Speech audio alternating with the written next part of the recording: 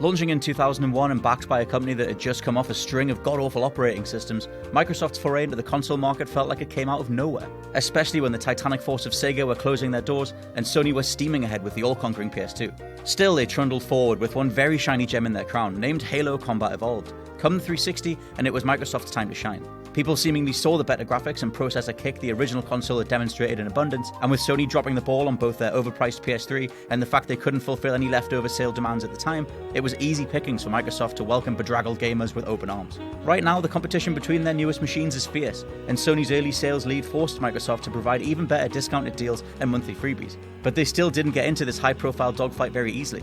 In fact, there are a number of places where it all could have turned out completely different. Just for fun and pure bragging rights, give yourself a score of 0 and add a point if you already know one of the following facts. This is 16 mind-blowing things you didn't know about Xbox. Number 16, Sonic almost fronted the entire Xbox launch. Apparently, following Sega's disastrous reception of the Dreamcast and their change from being hardware manufacturers to software-only programmers, Microsoft was set to acquire Sonic and have him front their foray into the industry back in 2001. The whole thing went south because Bill Gates didn't have enough faith that Sega were big enough to tackle the Sony of the early 2000s, so instead they decided to do it themselves. Gaming history would have been quite the reworked beast if an entire generation of kids thought of Sonic as an Xbox mascot. Number 15, it takes at least 3 million presses per button to wear out an Xbox One controller.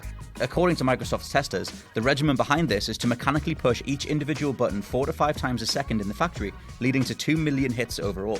However, since the console has been out, Microsoft have done subsequent testing and concluded that their new controllers can last up to 3 million pushes and more, also stating this should last about a decade. That should get the likes of the hardcore Destiny fans through Bungie's entire 10-year DLC sequel plan. Number 14, it was originally called the Direct Xbox. Have you heard of DirectX technology? Microsoft's flagship 3D rendering tech was one of the first of its kind, allowing users of many different spec PCs to all play the same games, albeit with a variety of differences when it came to frame rates, rendering, etc. Being proud of this and with the general fervor around the software at fever pitch, the Direct Xbox was set to capitalize on it until their marketing department got stuck in and shortened things down. Now you know exactly where all those misspellings of the name come from when people insist on calling it the X-box. Ugh. Number 13, there were 35 discarded names before Xbox was even settled on. So DirectX was tossed aside at the very end of production, but along the way, Microsoft's PR team tested a huge array of short anagram-like names with various focus groups. The core team actually hated the name Xbox, but it continually won outright with all the feedback teams every single time. Some of the best of the worst that were rejected were Mind, Microsoft Interactive Network Device, E2, Extreme Experience, Face, Full Action Center, O2, Optimal Ozone/Optical Odyssey, R&R, Reality and Revolution, MTG, Microsoft Total Gaming, and AIO, the all-in-one, which they pretty much went back to when you think about the Xbox One. Number 12, the original Xbox was pitched to Sony as a partnership. Like how Sony themselves tried to do a PlayStation/NES hybrid back in the day until they couldn't agree on how to split the disc/cartridge sales at retail with Nintendo, Bill Gates was also in talks with Sony CEO Nobuyuki Ide, only for the latter to reject the use of Microsoft's new tech in the already feature-complete PS2. Bill Gates reportedly took this quite personally, and seeing the PS2 as a major threat to PC gaming and the future of the medium overall, invested heavily in the Xbox, pretty much as a retaliatory strike. Number 11, its iconic central green orb was meant to represent nuclear power. Nothing says power like a ruddy, great, big nuclear explosion. Such was the thought process behind the giant green orb at the center of the original Xbox's design. That notion of a nuclear-powered machine positively fizzing with energy and potential. You can get more of a feel for this on the original Xbox's boot-up animation as the small green orb pulsates and bursts into life every time. Number 10, it would take 485 billion 360s to reach the sun. Now, it might have been Microsoft's fully connected machine that really put the company on the console map, but a pretty random statistic is about its reduced size, being that at around 12.15 inches long, you'd need 485 billion of them stacked end on end to reach the sun. After all, they had to do something with all those red ring consoles. Number 9, Xbox One controllers cost $100 million to develop. It's pretty crazy when you think about it. The new Xbox One controllers cost such a huge amount of research to put together, yet they're not that different from the 360 pad when taken at face value. That $100 million actually went into refining everything in a minimalist fashion, from the analog stick rubber to minor changes in the controller's shape, the sensitivity of triggers, gyroscope accuracy, and the loss of the backpack overall. To be honest, we'd totally have settled for another 360 pad just with better battery life.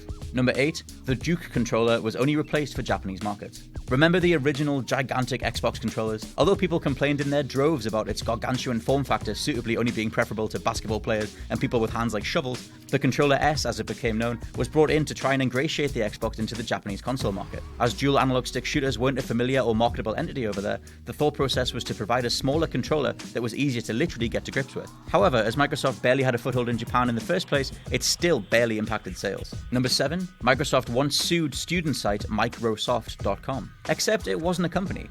It was a 17-year-old Canadian high school attendee, Mike Rowe, who was just trying to get himself established online. As an apology, Microsoft eventually offered him a console and some games as recompense after it went to trial, and he gratefully accepted. To this day, Microsoft.com still redirects to Microsoft.com. Number 6. 54% of all 360s got the red ring of death. Remember the RROD?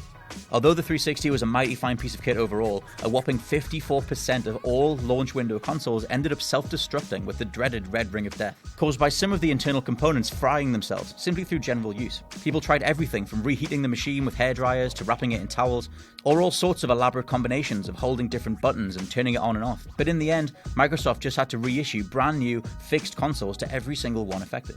Number 5. Resident Evil 4 was almost an Xbox exclusive. Did you think the whole "our games art" debate was something born out of the current decade? Think again, as that exact question was at the heart of a meeting between Resident Evil creator Shinji Mikami and the representatives of Xbox co-creator Kevin Backus. The story goes that because the latter's team was securing Resident Evil 4 for the Xbox, just because Shinji and his team only spoke Japanese, everything had to go through a translator. When Mikami probed Backus' team for their musings on what games meant in terms of artistic expression, they couldn't adequately get their thoughts across, even though Backus himself very much believed in gaming as something far more than just entertainment. Thus, Mikami ended up signing a deal with Nintendo, resulting in Resident Evil 4 appearing first on the GameCube, after feeling disillusioned with both Microsoft and Sony at the time. Number 4. The Kinect sensor can measure light to 10 billionths of a second. It's just a pity the microphone isn't as technically impressive, and you'll be left waving like a lunatic just to try and get some basic recognition, and that's even if the lighting conditions in your house are spot on anyway. On paper, the technology for Microsoft to dominate the living room was very impressive and there to be used. It just completely fell apart in the marketing and the execution.